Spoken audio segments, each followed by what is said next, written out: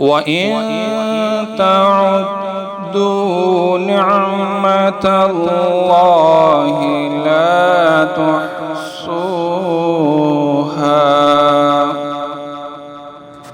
اے دنیا کے حکمرانوں سنو، اے زمین کے اطراف کے حاکموں دیکھو، تم جو بہتوں پر حکمرانی کرتے اور رعایا کی کثرت پر فخر کرتے ہو، کان دھرو۔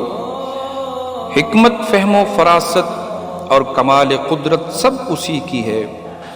یہ چاند، ستارے، سورج، کرنیں، دن رات سب اپنی کمالیت کے جوہر جو دکھاتے ہیں، یہ سب میرے رب کی مہربانیاں ہیں۔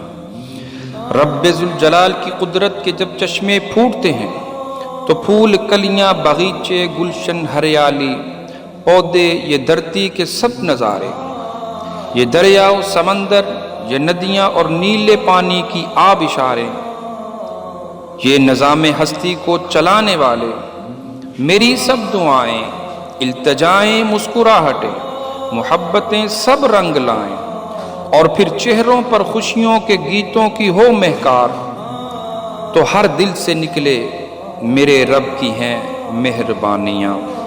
ہم نے کی دعا، اسی نے سنی التجا، یہ سب اسی کی حشمت کا کمال ہے، جو پتھر میں بسنے والے کیڑے کو کرتا ہے روزی عطا۔ ہم سبوں کا پالنہار، جس نے پرندوں کو گنگنانے کی قوت بخشی اور لبوں پر آنے والی صدائیں، یہ سب ہیں میرے رب کی مہربانیاں۔ السلام علیکم ورحمۃ اللہ وبرکاتہ۔ جی ناظرین، آپ دیکھ رہے ہیں انڈین نیوز، میں ہوں آپ کا میزبان قاری عمر وقاص۔ آج ہم موجود ہیں سیالکوٹ دو دروازہ، سیالکوٹ کی معروف، سیالکوٹ کی بڑی تعلیمی تربیتی درسگاہ، اس مسجد کے اندر آج ہم موجود ہیں، اور ہمارے ساتھ موجود ہیں محترم ڈاکٹر خادم حسین خورشید الازہری حافظہ اللہ، جو مسجد کے خطیب بھی ہیں، معروف عالم دین بھی ہیں، اللہ تعالیٰ نے کافی انعامات سے نوازا ہے۔ آج ہم ان سے جو پچھلے دنوں ایک ہائی کورٹ کے جج نے فیصلہ سنایا، اور اس سے پہلے پارلیمنٹ کے اندر ایک بل جو ہے وہ پاس کیا گیا کہ 18 سال سے قبل شادی جو ہے اس کو ممنوع قرار دیا گیا۔ اس کے بعد دوسری شادی کے لیے پہلی بیوی کی اجازت کے باوجود مصالحتی کونسل کی اجازت، پرمیشن کو لازم قرار دیا گیا۔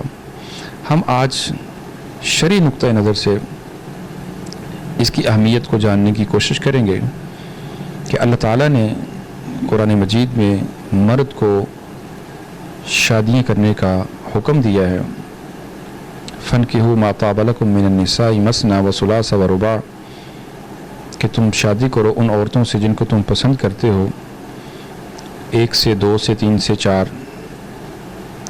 اگر تم ان کے درمیان عدل نہیں کر سکتے، فَوَاحِدَةً أَلَّا تَعْدِلُوا، تو پھر 1 سے شادی کرو۔ آج ہم اس کی شرعی حیثیت جاننے کے لیے جو مفتی محترم ڈاکٹر خادم حسین خورشید صاحب ہیں، ان کی طرف بڑھیں گے اور ان سے اپنے ناظرین کو جو ہے وہ مستفید کرنے کی کوشش کریں گے۔ جی وعلیکم السلام ورحمۃ اللہ۔ شیخ، آپ اس کے بارے میں شرعی نقطہ نظر جو ہے بسم اللہ الرحمن الرحیم۔ قرآن مجید فرقان حمید ایک ایسا سرچشمہ ہدایت ہے جو قیامت تک انسانیت کی پل پل، ہر گھڑی اور ہر ساعت اور زندگی کے ہر شعبہ میں مسلسل رہنمائی کرنے میں مصروف ہے الحمدللہ۔ اس کی ہر ایک آیت اور اس آیت کریمہ کے اندر موجود حکم خداوندی زندگی کے ہر شعبہ اور انسانی معاشرے کے ہر فرد پر ہمیشہ ہر حوالے سے اپلیکیبل ہے۔ انسانیت کو تباہی، بربادی اور معاشرے کو بگاڑ سے بچانے کا واحد ذریعہ قرآنی تعلیمات ہیں اور صاحب قرآن کے کامل فرامین کی مقدس روشنی اور نور ہے۔ جیسا کہ آپ نے ابتدائی طور پر قرآن مجید کی چوتھی سورت پاک کی آپ نے تیسری آیہ کریمہ کا ایک حوالہ دیا، اس میں صریحاً حکم خداوندی قانون کے طور پر مسلمانان عالم کے لیے انسانیت کی خیر اور بھلائی اپنے دامن میں رکھتے ہوئے وہ 1400 سال سے امت کو الحمدللہ ڈکٹیٹ کر رہا ہے۔ فَانْكِحُوا مَا طَابَ لَكُم مِّنَ النِّسَاءِ مَثْنَىٰ وَثُلَاثَ وَرُبَاع۔ اب یہ ہے حکم خداوندی۔ اب ہمارے ہاں پرابلم یہ ہوتی ہے، بہت سی جگہوں پر بہت سے ایسے لوگ موجود ہیں، مسلط ہیں، کہ جو بنیادی اسلامی تعلیمات سے آشنا نہیں ہے۔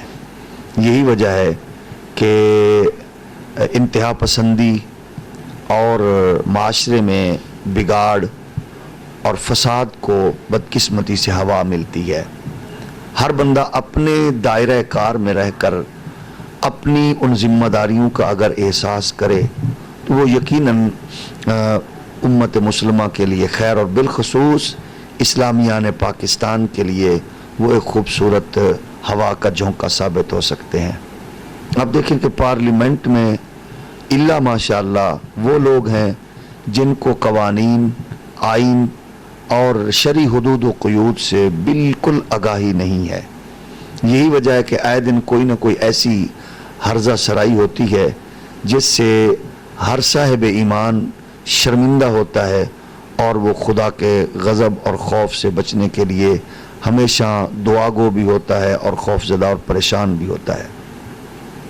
اسی طرح آپ دیکھیں ہمارے عدلیہ میں، اس محترم اور مقدس ادارے میں بہت سے ایسے ججز صاحبان بیٹھے ہیں جن کی ججمنٹ سے انسان کو بعض اوقات شرمندگی ہوتی ہے، اتنے بڑے لیول کے بندے نے کیا سٹیٹمنٹ دی ہے۔ آپ دیکھیں اس سے پہلے سندھ میں ایک قانون پاس کیا گیا، اسمبلی میں پیش کیا گیا بل، کہ اسلام قبول کرنے کے لیے اتنی عمر ضروری ہے۔ اب دیکھیں کس قدر شرمندگی ہے، اسلامی تاریخ سے اتنے واقف ہیں بیچارے کہ ان کو یہ پتہ نہیں ہے کہ مقتدر اصحاب رسول کی بہت تھوڑی عمر میں حضرت علی المرتضیٰ شیر خدا کتنی عمر میں اعلان کر رہے ہیں، اور اس ایمان کا اظہار اور اس قوت و غیرت ایمانی کا اظہار بھی کر رہے ہیں۔ حضرت زبیر کی عمر کتنی ہے، حضرت خبیب کی عمر کتنی ہے، تو یہ پتہ نہیں ان کو کب سمجھ آئے گی۔ معوذ اور معاذ جیسے لوگ میدان عمل میں اپنے اس غیرت ایمانی کا اظہار کرتے ہوئے اسلامی تاریخ کے حسن کے طور پر الحمدللہ موجود ہیں۔ تو اس لیے اب پھر ہماری پارلیمنٹ میں بہت سے کیسز آتے ہیں، ان میں عجیب طرح کے قوانین لائے جاتے ہیں اور ان پہ بحث ہوتی ہے۔ آپ دیکھیں کہ یہ جو کہا گیا کہ عورت شادی کے لیے اتنی اس کی عمر ہو، تو ہم ان سے پوچھتے ہیں بھئی یہ آپ کا جب کام ہی نہیں ہے۔ ان کا مبلغ علم یہ ہے کہ اگر وہ کاغذات نامزدگی جمع کروانے جائیں تو ہمارے اسی ادارہ کے معزز لوگ جب ان سے پوچھتے ہیں کلمہ، کلام اور مختلف صورتوں اور نماز کے بارے میں، تو وہ بیچارے بالکل نابلد ہیں۔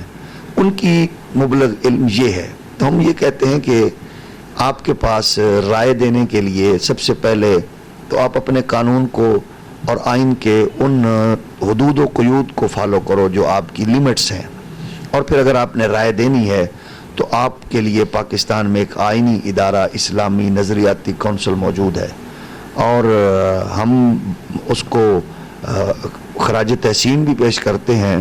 ہمارے موجودہ جو اسلامی نظریاتی کونسل کے سربراہ ہیں انہوں نے بہرحال اس کو ریجیکٹ بھی کیا ہے، اور اس میں جتنے بھی معزز ممبران صاحب ہیں انہوں نے بھی ریجیکٹ کیا ہے۔ تو آپ ان سے رائے لے لیں، آپ ان سے پوچھیں، ان کے پوچھے بغیر آپ اپنی رائے دیں گے۔ بجٹ پہ بحث کرنا آسان ہوتا ہے، معیشت و تجارت کے حدود و قیود پہ آسان ہوتا ہے، تو شریعت محمدی کے دائرہ کار بالکل مختلف ہیں۔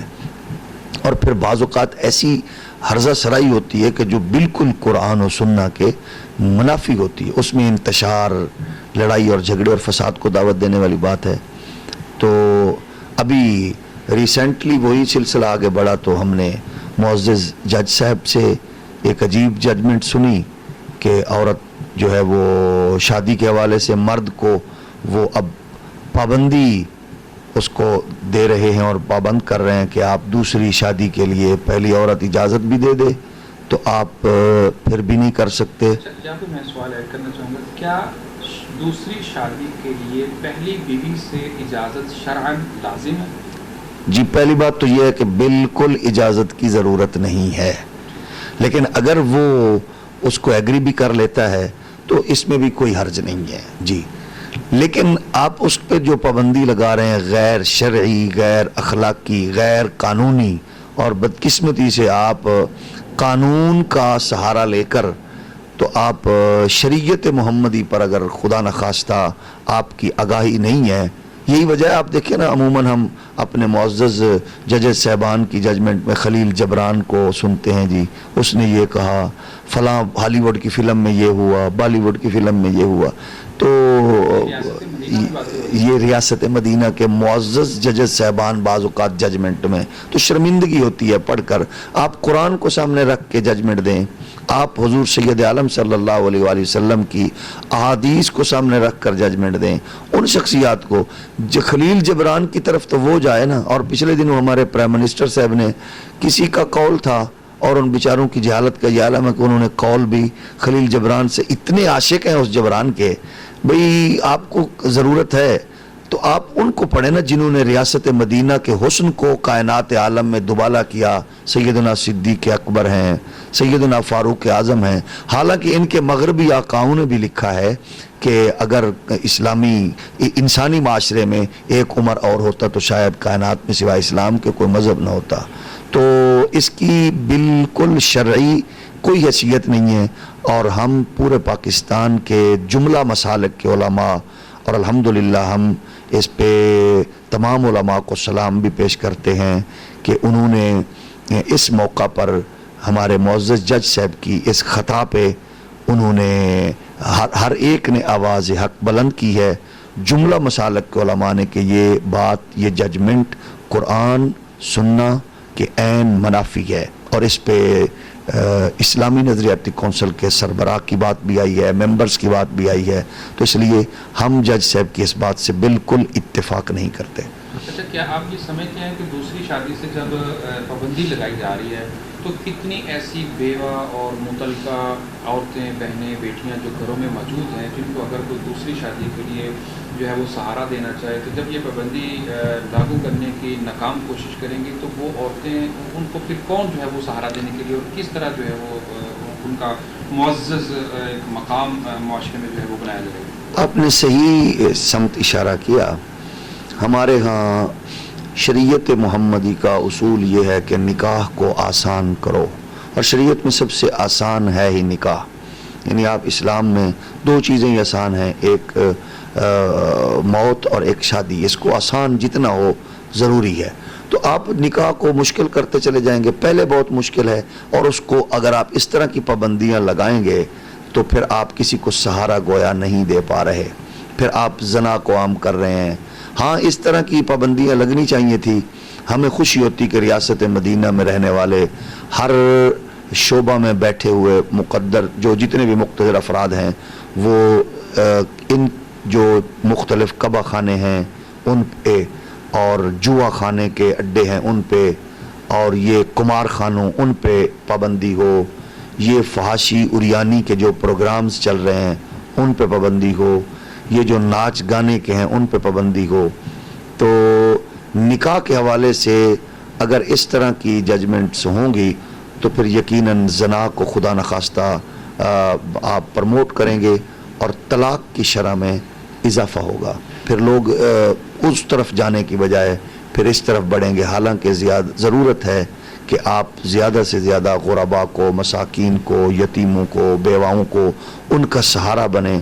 تو وہ سہارا بننے کے لیے نکاح جیسے مقدس رشتے کو آپ اگر حدود و قیود میں لائیں گے تو پھر خدا نخواستہ معاشرے میں آپ بے حیائی کو فروغ دینے کی کوشش میں مصروف ہیں. یہاں پہ میں آپ سے یہ سوال بھی ایڈ کرتے چلا جاؤں کہ جیسا کہ آپ جانتے ہیں کہ جو گورنمنٹ آف پاکستان ہے، جو گھر سے لڑکی بھاگنے والی ہے اپنے کسی دوست کے ساتھ، کسی فرینڈ کے ساتھ، وہ کورٹ میرج کے نام پہ اس کو تحفظ دیا جاتا ہے، جس کے ساتھ ولی بھی موجود نہیں ہے، جس کے ساتھ اس کا مطلب کہ حدیث کے مطابق کہ ولی کے بغیر نکاح نہیں ہے، اس کو تحفظ دیا جا رہا ہے، اس کو مطلب کہ جو ہے وہ شیلٹر دیا جا رہا ہے، اس کو جائز کہا جا رہا ہے، اور جو جائز طریقے سے نکاح کے نام پہ ولی اور پوری فیملی جو ہے وہ مل کے کرنا جا رہی ہے، اس کو ناجائز کہا جا رہا ہے. آپ اس کے بارے میں کیا کہتے ہیں؟ آپ دیکھیں کہ معاشرے میں اس طرح کی بہت سی مثالیں ہیں، گھر اجڑے، نسلیں برباد ہوئیں، اور مختلف کمرشلز میں عورت کو محض شو پیس کے اشتہار کے طور پر پیش کرنا. پچھلے دنوں ایک کمرشل چل رہی تھی ایریل سرف کی، جس میں شریعت کی یقیناً خلاف ورزی اور توہین کی گئی کہ یہ داغ جو حدود و قیود کے ہیں ہم ان کو کراس کرنا چاہ رہے ہیں. جو قرآن نے، حدیث نے شرعی لیمٹس بیان کی ہیں ان کو پھلانگنے کی کوشش ہے. آپ کو یاد ہوگا گزشتہ دنوں ایک کیس سامنے آیا تھا، ایک بچی کو 2 سال کی ایک پھول جیسی بیٹی کو ایک خاتون نے، انتہائی کوالیفائڈ تھی، BBA اس نے کیا ہوا تھا کراچی میں، اس نے اپنی بیٹی کو دریا کی لہروں کے سپرد کیا سمندر میں. تو کسی نے پھر پوچھا تو وہ کہہ رہی تھی اس کے بعد کیونکہ میں نے بھی خودکشی کرنی تھی. کیا وجہ؟ کہتی ہے میں نے اپنا جیون ساتھی خود ڈھونڈا تھا، تو والدین کی عزت غیرت کا جنازہ نکال کے میں اس کے ساتھ چلی گئی. اب یہ ہوا کہ جب اس کی آگ ہوس بجھی تو پھر اس نے مجھ سے رخ پھیرا. میں واپس آئی تو کیونکہ میرے گھر والے کسی کو منہ دکھانے کے قابل نہ تھے، انہوں نے مجھے کہا ہمارے گھر نہ آنا. تو اب ظاہر ہے والدین کے گھر بھی نہیں جا سکتی تھی میں، جس کے لیے میں نے والدین کی عزت غیرت کو داؤ پہ لگایا، اس نے بھی مجھ سے منہ پھیر لیا. تو اب میرے پاس سوائے خودکشی کے اور کوئی چارہ نہیں ہے. ایسے معاشرے میں ایسی چیزوں کو ہم پروان چڑھائیں گے تو یقیناً پھر بربادی اور تباہی آنے والی نسلوں کے لیے. ہم یہ بھی کہیں گے کہ وہ عورت، وہ بچی جو 20-25 سال والدین کی محنت، اخلاص اور تربیت اور ان کی قربانیوں کو وہ یکسر چھوڑ کے اور ان سے سر منہ انحراف کر کے کسی وقتی اور کسی جذباتی دوست کے ساتھ وہ جاتی ہے، اور پھر کچھ اس طرح کے لوگ کورٹس اس کو سہارا دیتے ہیں. شرعی حدود و قیود کا وہ خدا نخواستہ عدم مطالعہ، عدم واقفیت، آگاہی، پھر جو اس طرح کی ان کے فیصلے ہوتے ہیں وہ پھر معاشرے میں اس طرح کے ناسور پیدا ہوتے ہیں کہ وہ اس نسل کا کیا مستقبل ہے. ہم نے سنا ہے کہ یہ اس کی ماں بھاگ کے آئی تھی تو اس کی بیٹی کا رشتہ کوئی نہیں لیتا، اس نے ماں باپ سے یہ کیا تھا تو اس کا رشتہ کوئی نہیں لیتا. تو اس طرح کی ہمارے معزز جو مختلف اداروں کے ہیں احباب، ان کو چاہیے کہ وہ ان چیزوں پر تھوڑا غور فرمائیں اور شرعی حدود و قیود پر اپنے ہاتھ اور زبان